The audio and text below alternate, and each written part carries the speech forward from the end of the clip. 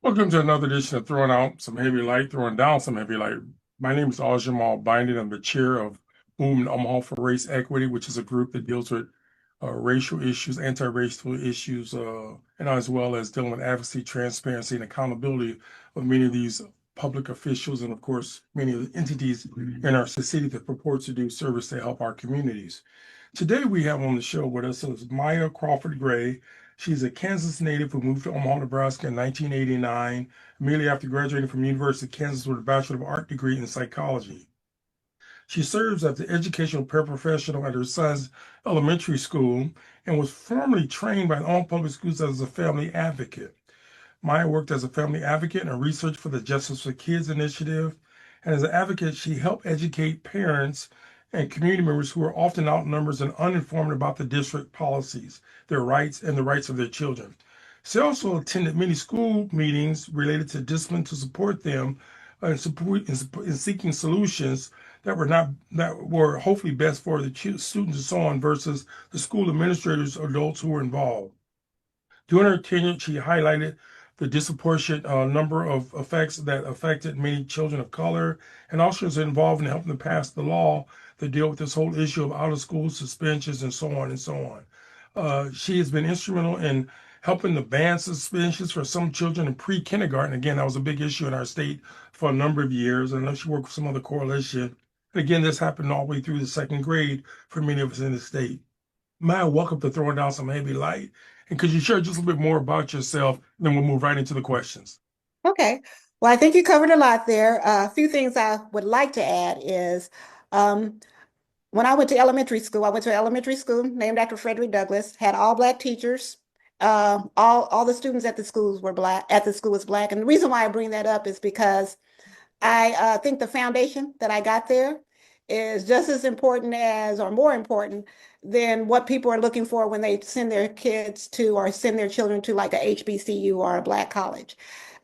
Frederick Douglass said it's easier to build strong children than to repair broken men. And I think by the time you get to college, we're in that repairing broken men territory. Also, real quick, I went back to school to teach math and I've tutored it. And I just bring that up too because I want to share some information about math education if there's time. And lastly, both my parents were teachers, and so were a lot of their friends. So I've always grown up around a lot of discussions about education, about Black children in education. So I'm really happy to be here today to have this discussion with you, Al Jamal, and the audience. And I'm hoping instead of just talking about the problem, we can kind of talk about some solutions. And I'm kind of nervous. I'm going to admit that. It's just because I don't want to talk too much, but I'm sure Al Jamal will keep me on track and make sure because I want to get to everybody's comments and questions. So Good. thank you for having me. Just a point of clarification. Somebody try to sign on and take notes. We normally have these programs posted on our website, but we don't normally let people take notes of these meetings. They're open to the public. And by the way, Facebook has it out there for about 3 weeks. And so we don't want the CIA or people just taking notes on our meeting participate. We want you to participate to talk to the guests so on. I'm going to start by throwing a question. There are a few African American community advocates who challenge the educational system, both at the elementary, secondary, and post-secondary levels in this community. And I know that because I've been involved for many years. What's it like considering that many traditional civil rights or race-based organizations lack student advocates and such as the Urban League and Latino Center of the Midlands? So give me a little bit more feedback on what you may see in your neck of the woods. Well, I agree with you. I don't see a lot, and that kind of confuses me. I don't know why organizations like the Urban League, NAACP, don't do more advocacy about change, doing systemic changes in education, and especially looking at the outcomes that we see for Black children. Um, what I think the issue is, and I think one of your guests mentioned it before, and you yourself, we've discussed this, is I think individuals and organizations that collaborate with the school district or that depend on it for income, for staffing, for access to students or the school buildings, they feel a little bit wary about pushing back or critiquing the school district. And it's not just Black organizations either. You know, there's a lot of organizations out there that say they are try to address poverty, higher wages, the criminal justice system. And in my mind, all of those are related to K through 12 education. So, for instance, the school to prison pipeline that I worked on. To me, the school part of that people need to pay a little bit more attention to, and I'm not just talking about suspensions. Just to throw out some information, 85% of juveniles in the court systems are in the court system are functionally illiterate, and 70% of the state and federal inmates read at below a fourth grade level. So I think education plays a key part in a lot of some of these problems that these organizations are trying to address. So I don't know why they're not more out there. One other let me interrupt. Let me interrupt, and I want to kind of get through all the questions. Part of the reasons that you just alluded to, the hand feeds, they don't want to challenge the system, and the OPS and both these institutions have done a great job of co-opting our leadership.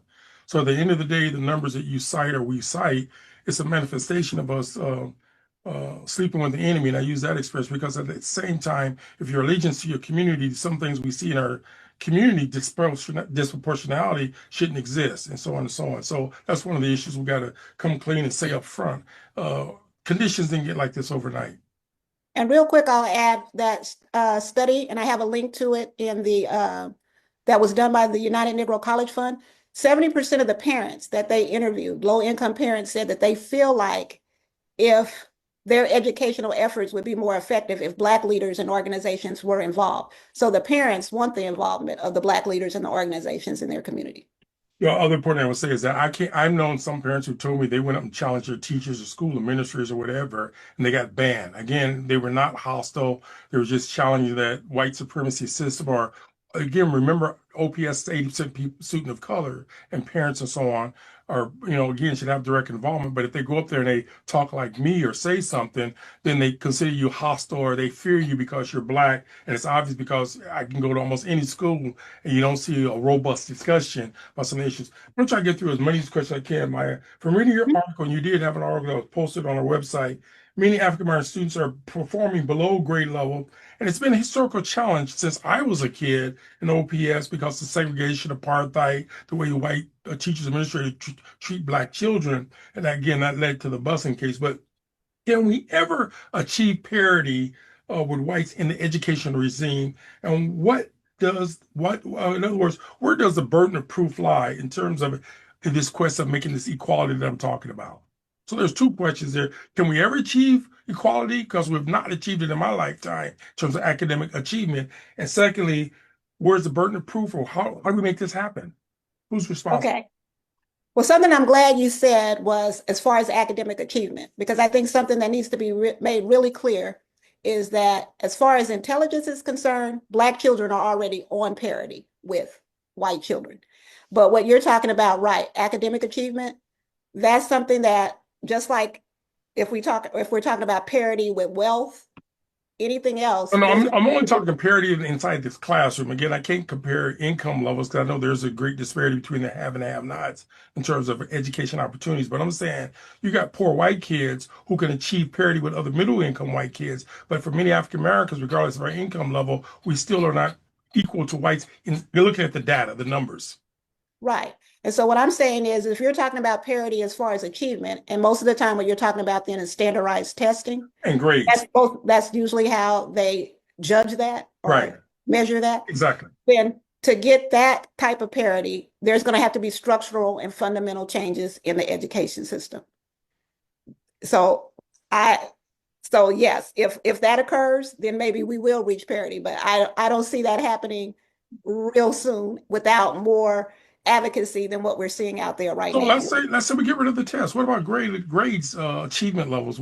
Could we say, in fact, that African American students have the same grade point average as their counterparts who are white in OPS? Well, grades get even trickier because what's happening now is, and I was going to talk about this a little bit later, but we could talk about it now. A lot of parents don't get engaged because I know you have a question about how engaged do parents get. A lot of parents don't get engaged in their students' education until they start bringing home grades that are low or, D's, F's, that type of thing. But the way it is now, you could have a fourth grader who's bringing home A's and B's, but they're reading on a second grade level. Oh, okay. Because they're giving them tests and they're testing them and they're making A's and B's on a second grade level test. I see what you're and saying. They're bringing that home. And then the parent is thinking, oh, my kid's doing okay. He's making A's and B's, but he's a fourth grader reading on a second grade level.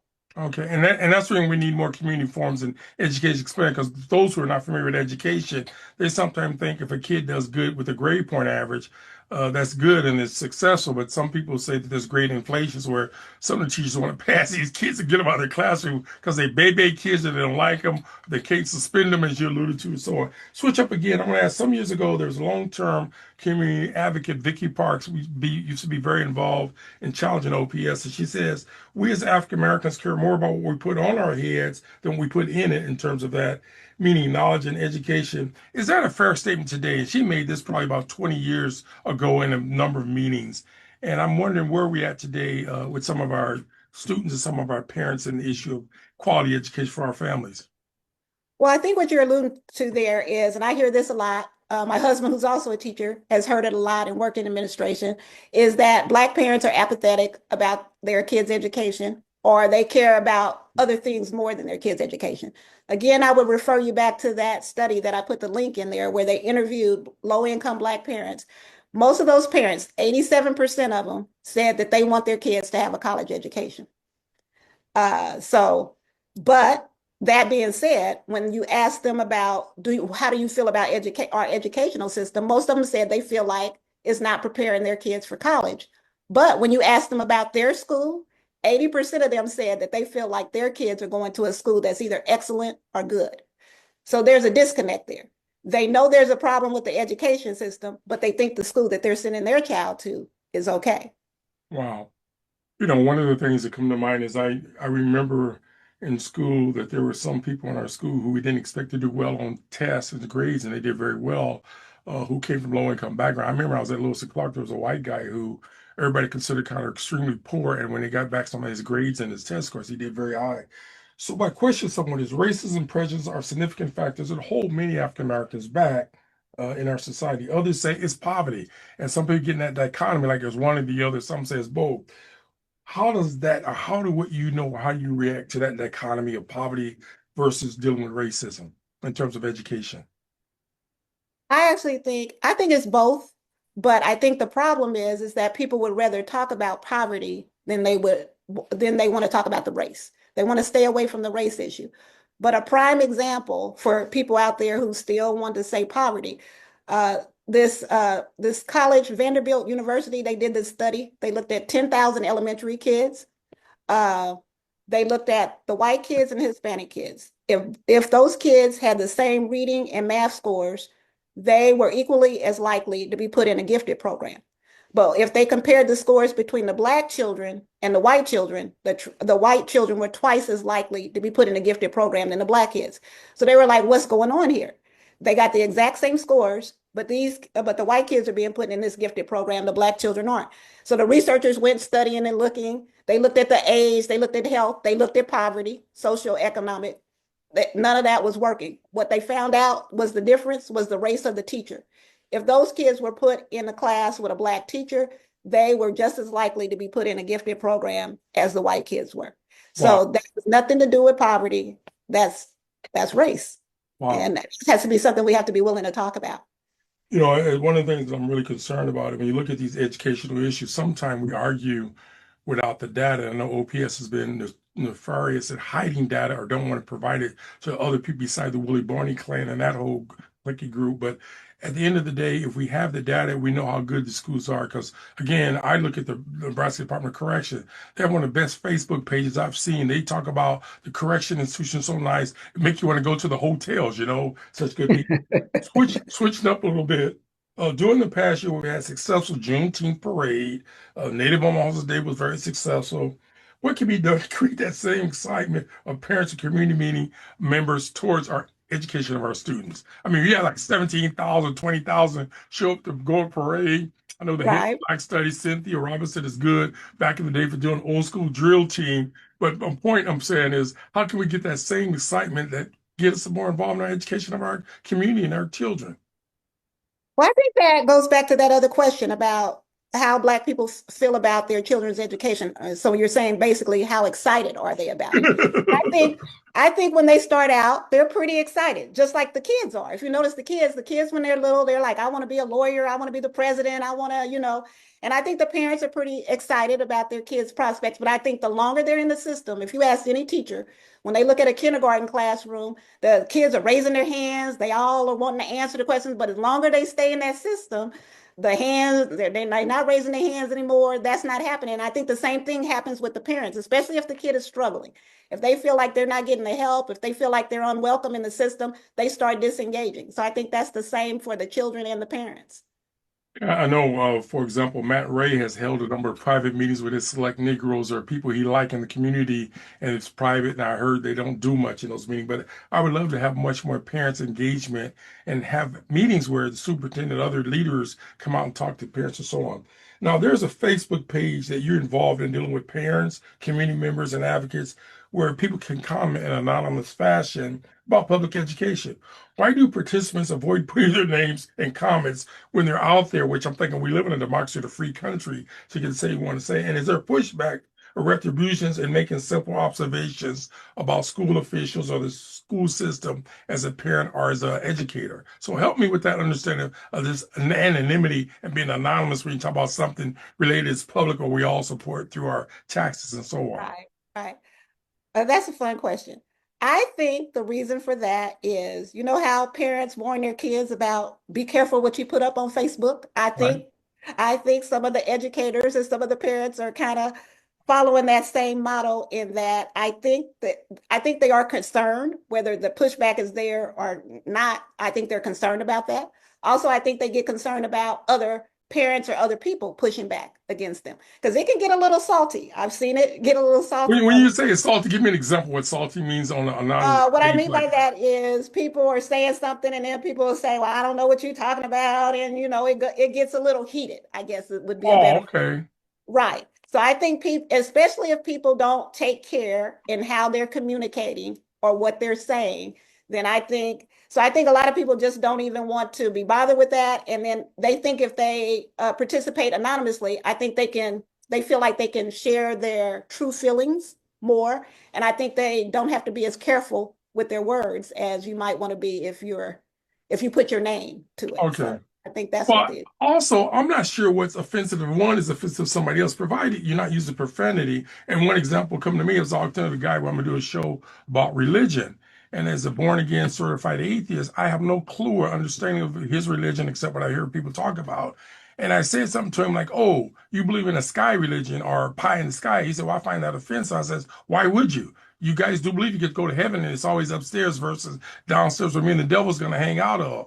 But my point is, if I don't believe any of that, I'm asking in a very genuine way. I'm not being offensive, but from his point of view, by calling his religion a sky religion, and again, we refer to that in theology sometime of where's heaven? It's definitely not on the ground, except Malcolm says for us, it's somewhere else. But anyway, let me leave that alone. So my point back to you is I think we got to get some thicker skin, and we also learn to have political discourse because there's nothing negative that I was attributing to when I call it a sky religion, because that's how they sometimes refer to academicians in the theology world. And again, I don't know much about his theology, but as I interact with religious people, my goal is to get more understanding and knowledge. And it's hard to convert somebody if you can't articulate why you have such strong beliefs of whatever that can't be proven. But anyway, that's a whole other story. I'm going to switch up again. And again, I know we're doing good on our time. I argue that Senator Chambers made a significant mistake by creating district elections. Again, it took me years to come to that point because I love district elections because we get to elect people who look like us from our community.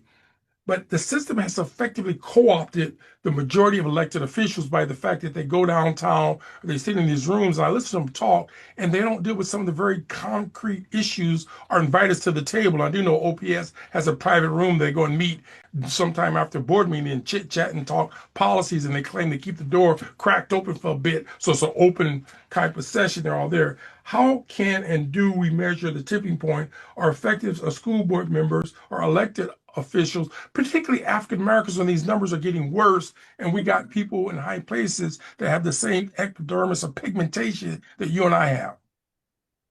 Well, the school board issue. I know exactly what you're talking about, and I feel what you're saying. And the problem I think with the school board, first of all, it's an unpaid position. Oh, so they don't get any money?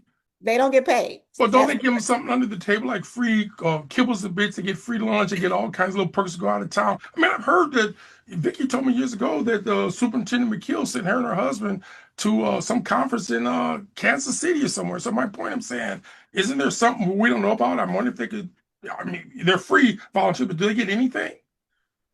Well, all I know is publicly or what's out there publicly or seen is that they don't get paid. So Okay. the point that I was making with that is, so then what you do is you have people that are serving on the school board. Sometimes I question, unless they already are real familiar with the K through 12 education system, the time and effort to be brought up to speed on all of that. I don't know if some of them are or have really assessed that before they decide that's what they want to do. So a good thing that could come out of that is you could have somebody who really cares about education, so they're willing to do it for free. But a lot of times I feel like you got people who see the school board as a stepping stone to another political position, or they have their own separate agenda. Okay. And the main outcome of that, I think, is that they pretty much go along with whatever the superintendent and the school administration want to do Oh because they're man. not knowledgeable enough about the system to push back on it as much as they should. Got And you. that's really a problem when you have these sub districts where you have certain students that are not performing as well as other students. Because to me, the school board member that is over those sub districts should be pushing the superintendent and saying, what are we going to do about the performance levels that we're seeing in these schools districts? And we might as well say, North Omaha or the schools that are majority Black. So to me, the school district leaders should be pushing the superintendent on that. And if the superintendent is not responding to them, to me, their job is to talk to their constituents and advocate and get them involved to say, hey, we need to push for change, show up at board meetings, do what we got to do, but we got to see better results in our district. As you say that, I sometimes question. I remember going to school board meeting. I don't go to them anymore because they act like Almatrons and they don't talk back to you. And you sit there. And I remember one time I went, they turned the volume all the way down when I was speaking, so it wouldn't appear on their tape. Somebody told me that, like a week later. But what's fascinating about that is that they've been trained or codified not to talk back to parents or anybody when they come to talk in the meeting. So why would you go there to talk to the wall? Secondly, what I find somewhat disingenuous is that how can we learn from what they're doing or if they don't have meetings? I think there are very few opportunities where I've actually seen my school board member in the community in my district, or even when I go into near North Side or in the Black community area type, I don't see them. And I do know that someone was always afraid of Dr. Cheryl Logan. And, I remember years back, Karen Shepard said when she was resigning and going to move to another city, she felt sad about leaving Dr. McKeel versus her parents' constituents. So that shows me why, some of these folks should not have been elected. But again, we get what we deserve. The other question that comes in, if you had a magic wand, and I know you've been involved in a number of initiatives, including that law to stop kids from being pushed out because teachers don't like them or don't know how to deal with their behavior problems. So we do have some kids with some psychological, some serious issues. I know that. I'm not taking away from that. But also, I know just kicking a kid out of an educational system and still collecting state money from them is not a good thing. But my question somewhat is convoluted. If you had a magic wand that would help African Americans achieve equity in this educational system, what are some things you would do as someone who's been seeing it from different vantage points that some of us don't have? Maya. Well, if I had a real magic wand that was really Wait, powerful, wait, wait, wait. What this might be a real magic wand if some guys okay, are well, then I would school say board something members like, inside there can hear what you're saying and they got the magic wand with all that money they're wasting on their other privilege programs. But go ahead. okay, well, my magic wand it wouldn't be anything that would deal with money. It would be like, I would want to end racism and I would want our society to care about children as much as they say they care about children. But let's say I pare that down a little bit and direct it towards the educational scene. One thing that I think that is coming that's going to be a big issue, and my magic wand would find a solution to this, is how do we educate kids with disabilities in the same environment or in the same school system as we do low income Black children? Because right now I think there's going to be friction between kids with disabilities getting an education and then kids, lower income Black children who may be struggling. They don't have a disability, but they're struggling and they need some extra time and attention. So I think there's going to be a conflict there. So I would want that resolved. The other big wish that I have is when Obama was president, and this is something I read somewhere. They said he was talking to the president of South Korea, and he asked him, "What is your biggest problem in education?" And he said his biggest problem in education is that the poor people in his country demand a high quality education. So that would be my wish here, is that poor people and Black people in the United States had that same attitude, that they demanded, that they said, you're going to give our kids a quality education, especially because they know their kids need that education. They help change their lives. So that would be what I would want to do with my magic wand. I'm going to do an audible and call you and ask you an unusual question. I'm going to say this not to be flippish or something, but in my Mm. 30 something years of being an advocate, I can only think of two or three persons I've interacted who work inside OPS could have adult conversations about the challenges they face. In other words, people are very defensive. They want to admit some of the shortcomings, yada, yada, yada. And I even met a principal who had, when he, I guess, was originally from New Orleans because they had one of them Pate, Jean, French names. And he was I think it was at Franklin. He was an excellent person. And he was in a community forum with Wesley House. And I was surprised some of the candid stuff he said. At some point, the district tried to move him to another location, and the parents complained. They had to bring him back. But in my lifetime, I met very few administrators and even teachers who can have a decent, honest conversation about what's going on inside the octopus or inside that system that creates a school to prison pipeline. But my question back to you is: are there other parent advocates out there that you've met or interacted in the level that you do, and also have kids inside the system who are currently there? Have you met other parents like that? You're like, well, similar to you? Well, especially when you say kids inside the system, I think a lot of parents, like you said, uh, people are worried about, the higher ups that are worried about their jobs or pushback from the administration. A lot of parents feel like, and they worry about getting pushed, that their kids will bear the brunt of them pushing the system. And when you say, do I know any other parents? Like when I was with the Justice for Kids initiative at the Malcolm X Foundation, I worked with Leo Lewis, and there were there were some people there that were parents that were working with us. And actually, though, I think most of them, I don't know if any of their kids were still, and that's me included, I don't know if any of their kids were still in the school system. I Hmm. think one young lady, her kid was in the school system, but he was in school in Millard. And Okay.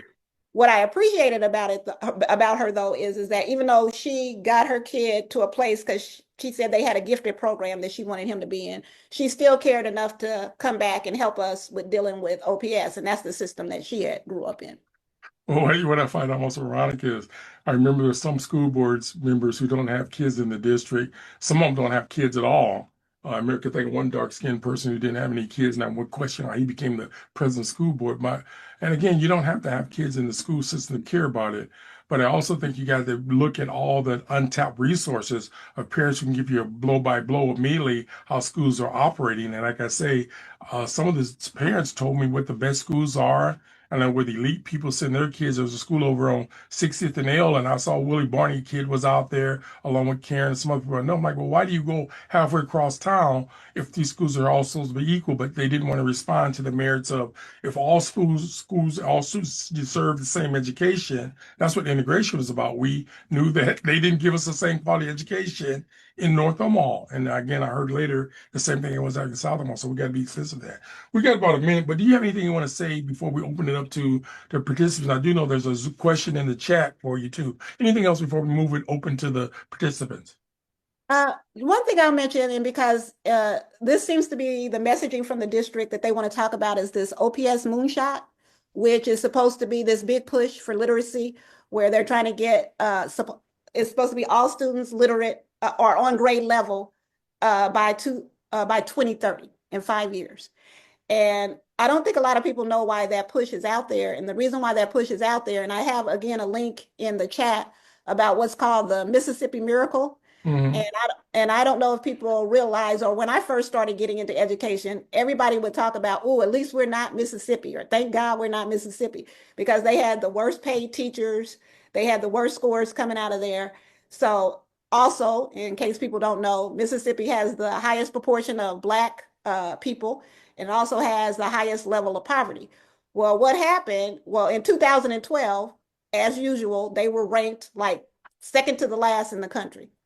And what happened in 2022, they now are, for low income fourth graders, they are ranked second in the country. So they went from being last to second in the country with their reading scores. And also they're 21st overall.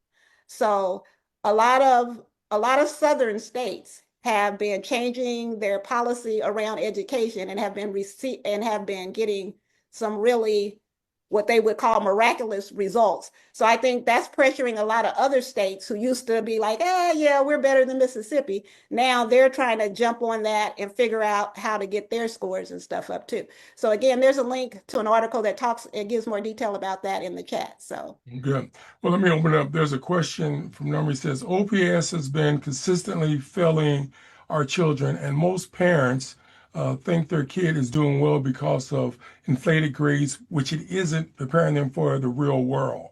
How can we bring awareness to issues to parents and demand better? um, a lot of the parents, I feel like even this forum now, uh, I don't know how many parents are here. I don't know how many parents, are coming to meetings or would come to meetings about education. Even when we were doing the suspension thing, we didn't have a lot of participation from parents. It was usually community leaders or people who already had a vested interest for some reason in education. I think the parents are either tired of hearing about the problem or they don't feel like anybody is really ready to listen to them and offer them any solutions. And so I think we're going to have to change how we talk to the parents, how we communicate to the parents, and who communicates with them as well. And again, for the person who asked that question, I would refer them back to that study that's in the chat that the United Negro College Fund did when they interviewed parents and asked them about what they want to see and what they want and what would help them to get or what would motivate them to get engaged. A lot of those parents said they feel like they are engaged. They said they understand parent engagement is important, but they're like, we're not going to school meetings and we're not doing that. But they said we are doing things like I check my kid's homework, I look at his test scores, all of that type of thing. So they feel like they're involved and engaged, but that's not the perception that's seen from the outside. So Good. I do know they have a person called Krista Boyd who's supposed to be their engagement. I called her and wrote a letter, no response. Jonathan, who was on our board, I wrote her a letter one time, no response. I'm like, why are you working for the public or in the district when someone writes you a letter with some simple questions, you don't respond? Why do I pay property tax? Again, I'm not asked to be your Facebook friend, but when someone's asking a question about how we can improve the quality of education for our community, step up and do it or just get out of the job. Because again, when people ignore you, it shows a sense of contempt and disrespect for folks who are trying to improve the quality of life. And again, as I've said many times, some of the folks in these key positions, I wouldn't hire them to be a dog catcher. I'm not being funny, but their level of competency and how people do that is unfortunate. I'm going to just ask you a different kind of question because I know I don't see anything jumping out at me. How do you parents come together if they're fragmented or there's not organization to help it happen? In other words, we alluded to some of these organizations that used to do community advocacy, bring parents together. The school district used to have open forum, town halls, school board. How can we do that, or do we just give up? Help me with that one. uh, I don't say you just give up, but it's just going to take individuals or people, even like you when you started more. It's just going to take people who care about the issue enough to start. Or I'll give an example of Leo Lewis when he did the Justice for Kids initiative. Something happened with his nephew, and he's put this out there, so I'm not sharing anything he wouldn't want shared. But he decided that he wanted to try to bring people together to do something about the issue of school suspensions. And we ended up in the end getting that ban for pre-K through second grade. So it's going to take that kind of initiative. And it's happening in other cities and other places, but it needs to happen here. We just have to have people that are willing to want to do the work is basic and organize. So after you and Leo put this together with a coalition of other people, I know obviously there was support from the state center to make that happen. Who's watching the watchdog? In other words, the system has a way of circumventing system, like we had integration, desegregation. They turn around, put all the kids in those distributive education classes, or they would dumb them down or whatever. So who's watching it? Are they following the letter of the law today, or is it like improvement? That's interesting because what we know usually happens when they do that suspension ban is that what goes up is the in-school suspensions. And But by the way, some of us don't know what an in-school suspension is. I know we get kicked out well, of instead school. of you being sent home or out of school, I guess some of the people in the audience might be familiar with like pack room, in-school suspension. Wait, did you say Basically, pack room? What does that mean? I don't know what that that means. means positive. I think it's positive something. I can't remember what it means. Something about positive something. It's an Positive acronym, in something. other words, that they made up. Okay. Right, but it's Big basically shot. in school suspension. Okay, Basically, we're gotcha. not Okay. sending you home. You go to this room. There's usually a para in charge of it, and you're still able to supposedly, do your schoolwork, eat lunch, all that. But you're instead of being sent home. So that's usually what happens when you do the suspension ban. So who's keeping track of that? As far as I know, nobody. I mean, Leo has told me, or I've read myself, that there's some parents or some administrators or teachers or some people are pushing back on that. They want to get rid of that ban or they want to modify it. But there's no organization that I know of that's monitoring that and watching that and making sure it doesn't get repealed or anything. But I Wow. saw they were attempting to repeal it. There's another question in the chat. I don't think they know there's a problem. Can we create a cohort of parents, not PTA, where everybody knows it's a front organization, who can get involved with advocacy for education reform? I think we can start small, parents per school, and build from there. So, how do you respond to I think absolutely. Any of those ideals are great. As me and you've talked about before, Malcolm X said, it's not that we're outnumbered, we're out organized. So that? also what that takes then is the person that's, because everybody kind of says, yeah, why don't we do this? But everybody looks at the other person and say, are you going to do it? No, are you going to do it? So I think that's the issue. But I think it's possible. I think it's something that can be done, but somebody has to be willing to do the work. You know what? This is kind of again, an audible question. Why do you stay involved? Because I know a lot of parents who don't have kids in the system, retired educators, are known for being nefarious about not doing anything. They went through hell trying to make the system better, and they kind of just go back south to their plantation homes or whatever down in the south, or they just give up. So my question, Maya, is what drives you to stay involved? Because you ain't getting paid for some of this advocacy work. People ask me that same question, but I my was want getting ready to to ask say, now you, you know we've talked about this. That's a yeah, softball but question.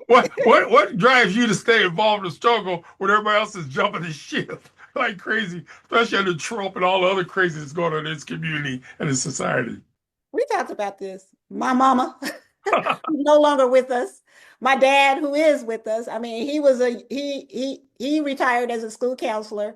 He was a union person there, NEA. He went out and risked some things, pushing back against the school system. My mother taught until she was 75 Oh, years old. wow.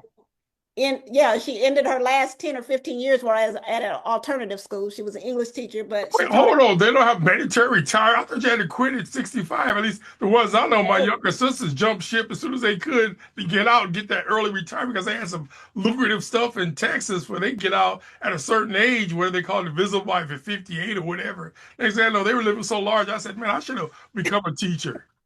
That's what my dad did, and that's what my husband did. But my mom stayed in there. We kept asking her, when are you going to retire? But I think people say it's a calling. Right. And I agree. I didn't go into the district and teaching, which I think sometimes gives me a different perspective. And I'm able to speak more freely than if I was in the system. But that's where I get my motivation from. My parents, my family, like I was raised around Black teachers and their friends and all of that. And so that's what keeps me engaged. You know, the other thing that comes to mind, and somebody said to me once, and I've heard people say, I tend to be in favor of integration because I know that we pay taxes system. And again, if you have this apartheid segregation like South Africa, Omaha, North Omaha, you're going to get the worst textbooks and so on. But my question particularly, and again, I hear Black folks say this, are we better off under the old system where we were in our own North Omaha schools versus when they had this integration of busing?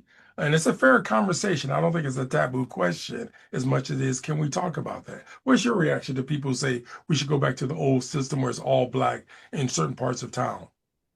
Right. And you reminded me of when Ernie Chambers threw that out there and that big stink that started about that when he One was school, like, one let's just district. have a separate school district for Black children. That goes back to what I said at the beginning about I do feel like the fact that I went to an all Black school with all Black teachers, I think that made a difference. Just like when I just got through talking about the gifted program and how Black teachers are able to recognize when a Black child is showing that potential. Right. So I do think, a lot of people talk about the HBCUs, the colleges, those are what you would consider to be segregated, right? If you're talking Right, about, right. Or we but may I even use feel a different term, separated. That's the different things we determine it for yourself. exactly, Segregation is the dominant group tells you where you got to live and go.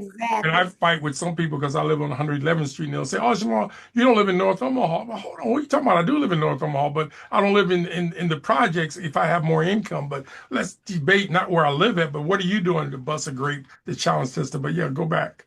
But it's like the same thing when you have a separate school for girls. Like people say, well, because then the girls will be do better at math and everything because they don't have that same thought in their head that they can't be smart at math or they're worried about the boys and all that.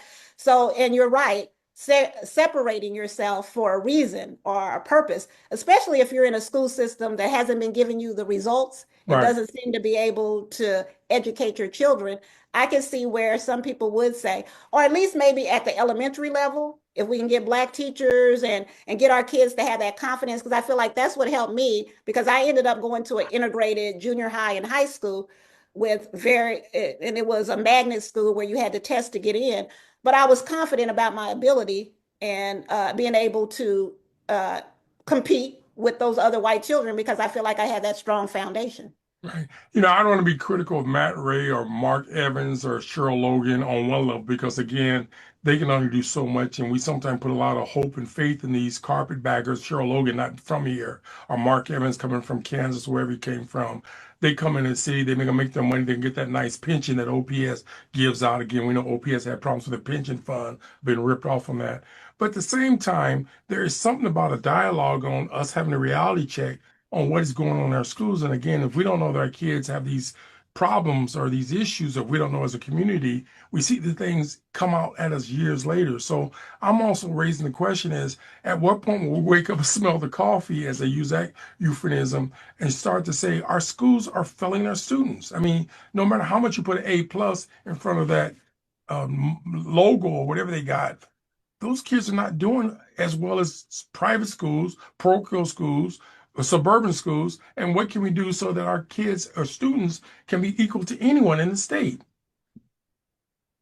Well, like you said, the issue is, and I think somebody else brought up in the chat, if the grades aren't a way you can measure how well your student is doing, and then you have parents, like you have a lot of our African American parents or Black parents, a lot of them, let's be honest, are in single parent households. So if the parent can't come up to the school and see exactly what's going on or be involved as much as we would like because of the other stressors that they have going on, if the grades aren't telling them what they need to know, then the other thing would be, and a lot of parents say they know how to go, and I put it in the chat too, where you can have a link to the Nebraska Department of Education. You can put in your school name and it'll tell you how your school is performing. It'll tell you how the Black students at the school is performing. It'll tell you how many Black teachers are there. You can get pretty much any information you want about the school that your child is going to.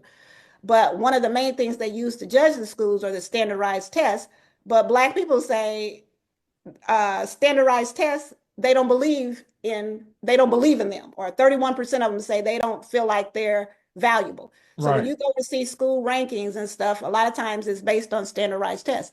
And the reason why parents say they don't like the standardized test because they specifically said they do not tell how well my child learns. And they mhm, are absolutely correct. A standardized test, achievement test, doesn't tell you how well your child learns. It tells you if they've learned what they're supposed to have learned at a certain level. It doesn't tell you how well they learn. That right, would be a cognitive test or an intelligence test. gotcha. So they feel like when they see those low scores that you're telling them their kids aren't intelligent, and they're like, hey, this kid just figured out how to rig up my TV and my other stuff and whatever. And now you're telling me this, and they're Right, like, I'm not believing those results that you're sending right. home. So we got to get Black people accurate information and help them be able to determine the quality of schools, the quality of teachers.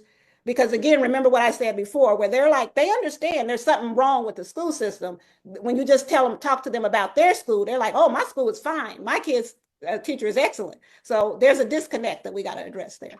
By the way, I had a school board member who's, been there for a while, actually like too long, and she used the point she pushed back at me one time. She's white. She says, "Why are you using the word black? Why don't you say all kids?" I said, "Well, I'm going to go with the kids who are at the bottom of the system, or those who've been historically oppressed or who've spent some of the Jim Crowism in OPS. So I would like to triage. You're going to go to the patient who's in the worst conditions versus somebody who just got bumped by a car versus someone who almost got killed by the car, or something like that. Right. One thing, there's a question here is how do you feel about school choice or bringing charter schools to Omaha?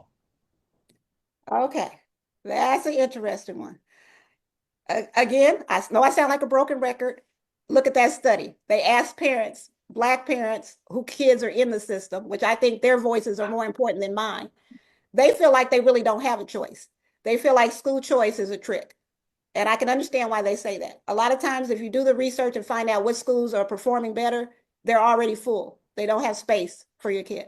Also, they don't want to send their kid all the way across town to go to, like, say, Columbian or some school out west. What they really want is a good quality school right there in their neighborhood. So usually, though, right there in their neighborhood, they got two or three schools that are not performing. So they're like, I don't really have a choice. The other thing, so that's why I feel like you see a lot of Black parents now that are joining with even what we would say people we wouldn't expect them to politically wise for school vouchers, school choice, charter schools, whereas the public school system says to them, no, you're going to take the money away and give it to the private school. Well, that parent is saying, hey, the public school right here isn't serving me and my child. So if that's what I got to do, that's what I got to do. So I think a lot of Black parents feel like low income Black parents feel like school choice is a facade that's not, it's not In real. other words, school choice is not going to work for the Black community, is what you're saying? The way it's set up now, a lot of Black parents don't feel like school choice, like within the public school system, like OPS says they're doing.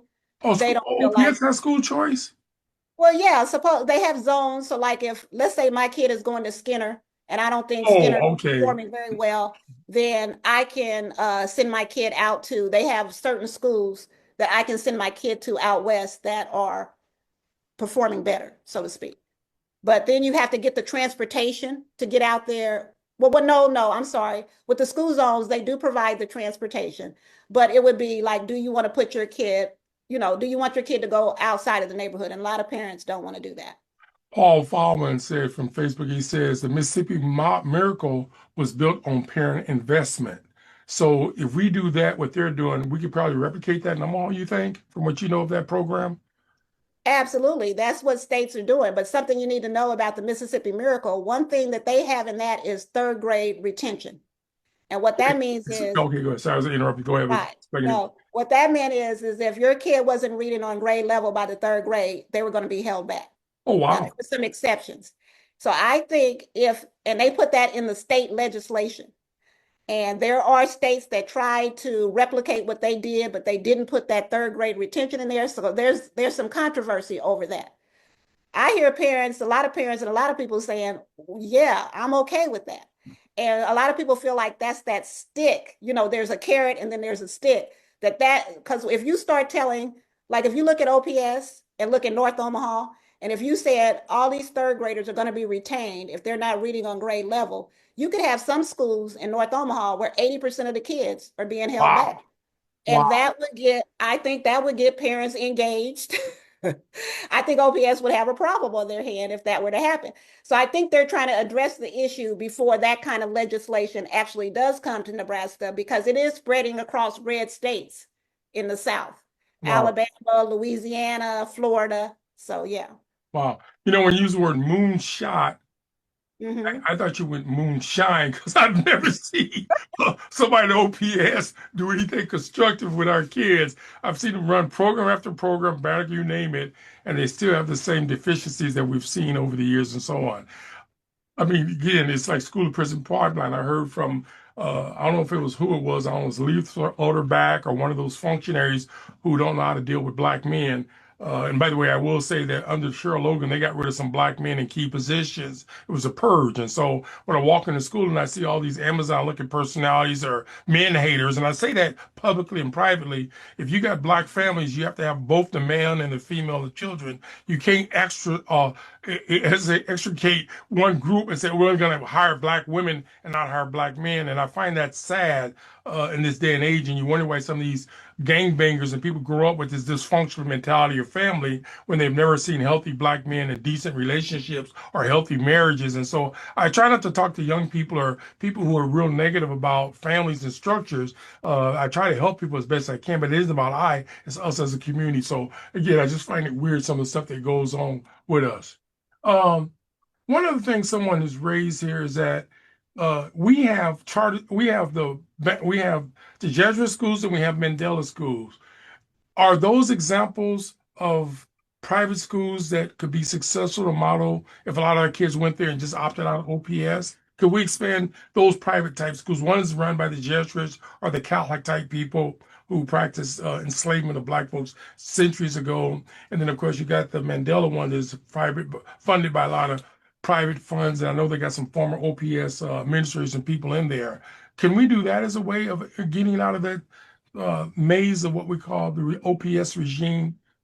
Was that helpful? Would you support those type of schools? I think you got to be careful with private schools, just like you have to do with public schools. There are some public schools that do a great job. There's some charter schools that do a great job, but I don't think there's just like this magic solution of saying let's create more Jesuit schools or let's create more Mandelas.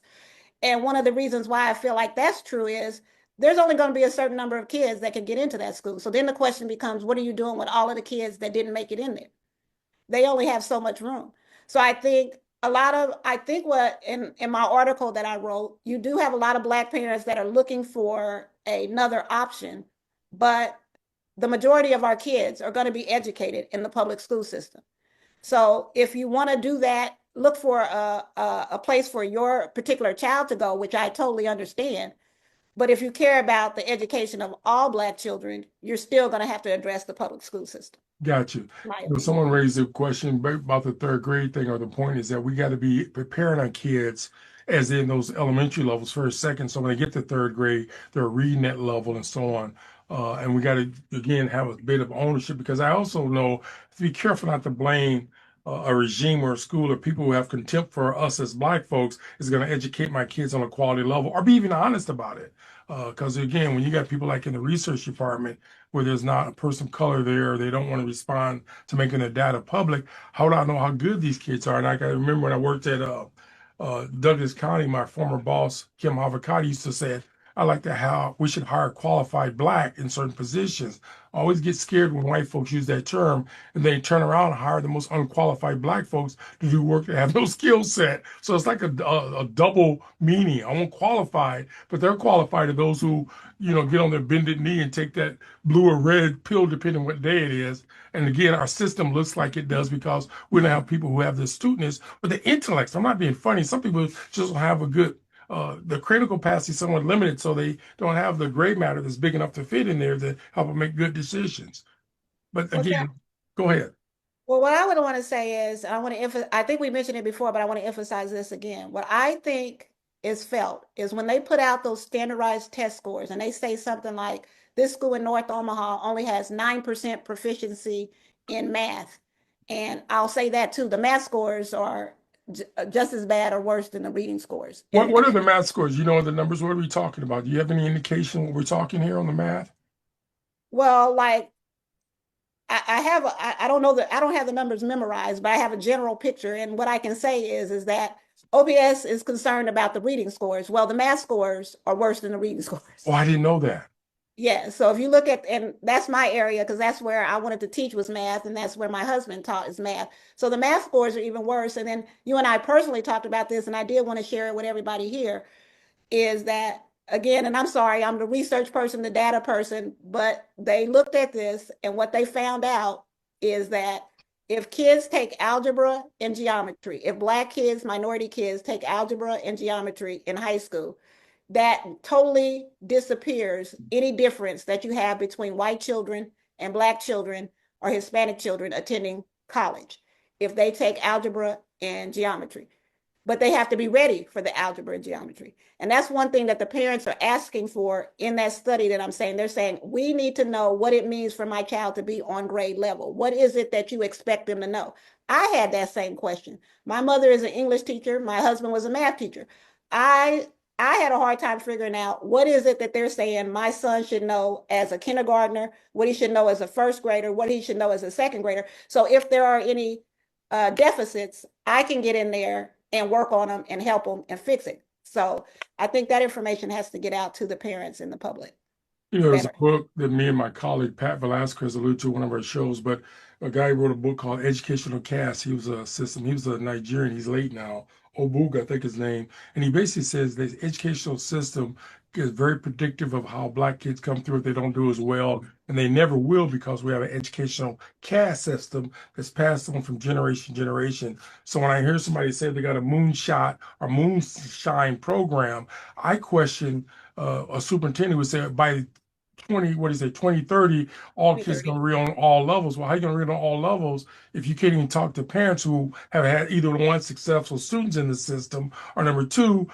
bring the community to engage on how do we all play a role in partnership with this. But again, if you're just bringing the same handkerchief heads of the people who just got off the plantation and got up here with a little tenure behind their back, it's not going to change our system. We're now at the last few minutes, and I want to give you a chance, Maya Crawford Gray, any comments you want to make before we sign off today?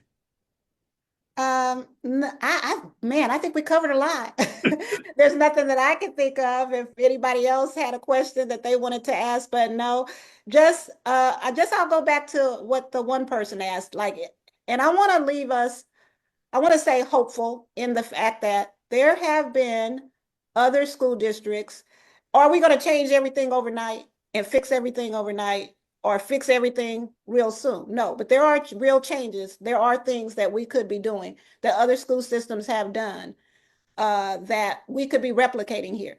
And so to me, it's up to us to push our board members, to push our superintendent, to push the school administration to do right by our children, because the scores that we're seeing and the things that we're seeing should be unacceptable to us. So like I said, what the South Korean man said, president said about his poor parents, and like I said, I apply this to poor parents and Black parents, we should be demanding for our kids a high quality education. And I think we could do a lot better than what we're doing.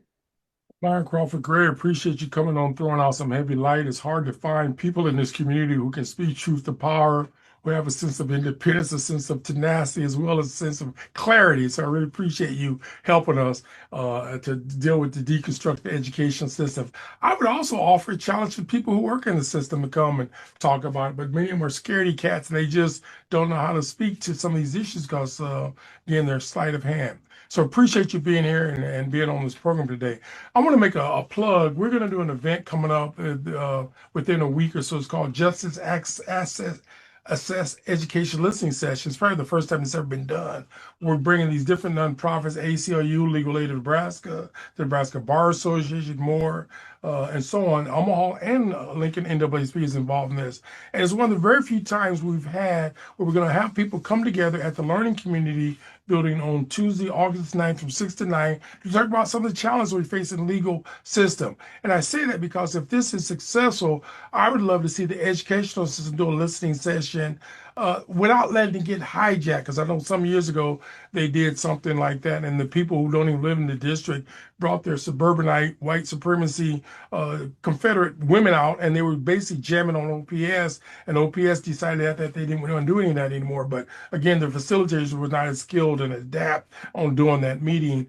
But again, my point is there are meetings and opportunities that we need to come out and challenge system. And so I would like to always say, stay involved. And if you disagree with us, you have a right to that disagreement. We don't have to agree. Freedom of democracy, freedom of ideals. So appreciate you joining us today on Throwing Out Some Heavy Light. And Maya Crawford Day, appreciate you greatly for being honest and upfront. And we don't have a lot of diamonds in the rough in our communities, of pearls of wisdom that can help us grow as a community people. So thank you very much. Thank you for having me. Everybody have a good night. Good. And as we always in our show, may the force be with you. Baroko.